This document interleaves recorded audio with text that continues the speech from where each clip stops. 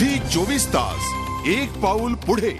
Steven Spielberg आणि अमिताभ बच्चन या दोघांच्याही भेटीचा योग मुंबईत जुळून आला। लिंकन या स्पीलबर्गच्या सिनेमाला ऑस्करमध्ये मिळालेल्या यशाचं सेलिब्रेशन करण्यासाठी रिलायन्स एंटरटेनमेंटतर्फे त्यांना मुंबई भेटीचं आमंत्रण देण्यात आलं होतं। हजारो भारतीयांच्या मनावर राज्य करणारा हा आहे बॉलिवूडचा बादशाह अमिताभ बच्चन। तो आला, त्यानं पाहिलं आणि जिंकलं असं वर्णन खरं तर या बॉलिवूडच्या शहंशाचं व्हायला हवं। पण त्याच्यासमोर अशी एक व्यक्ती होती की ज्याच्या नावातच एक प्रकारची जादू आहे।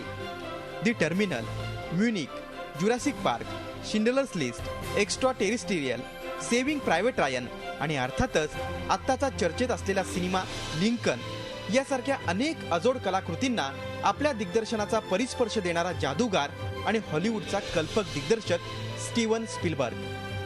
हॉलिवूड आणि बॉलिवूडच्या या दोन बादशाहांची ही हार्ट टू हार्ट भेट अनुभवण्याचा योग मुंबईकरांना आला। या भेटीत काय घडलं अशी उत्सुकता आता साऱ्यांनाच असेल। यावेळी स्टीवन स्पीलबर्गनं जागवल्या त्या आपल्या भारत भेटीच्या आठवणी। भारतातलं काय आवडतं यावर त्याचं उत्तर होतं ते म्हणजे इथला पाहुणचार। मी इथून चांगल्या आठवणी घेऊन जातोय। या भेटीमधून काहीतरी चांगलं निर्माण होईल। सांस्कृतिक देवाणघेवाण देखील होणार आहे। अमेरिकेमध्ये अनेक लोकेशन्स आहे ज्याचा फायदा येत्या काळामध्ये इथल्या सिनेमांमध्ये आणि टेलिव्हिजनमधून देखील पाहायला मिळेल। यावेळी या श्रेष्ठ दिग्दर्शकानं चित्रपट या माध्यमाबाबत सांगितलेले अनुभव ऐकून अमिताभही भारावून गेला नसता तरच नवल।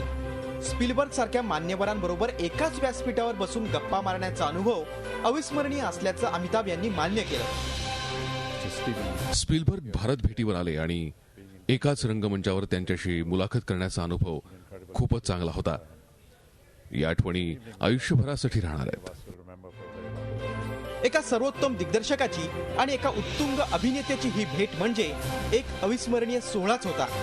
इरफान खान, अनिल कपूर सारखे भारतीय अभिनेते हॉलिवूड सिनेमांमध्ये काम करताना दिसतायत। अमिताभनंही द ग्रेट गॅट्सबी या चित्रपटामधून हॉलिवूड पदार्पण केलंय।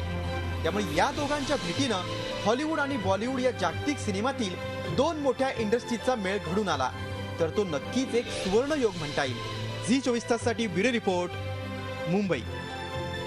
झी 24 तास एक पाऊल पुढे।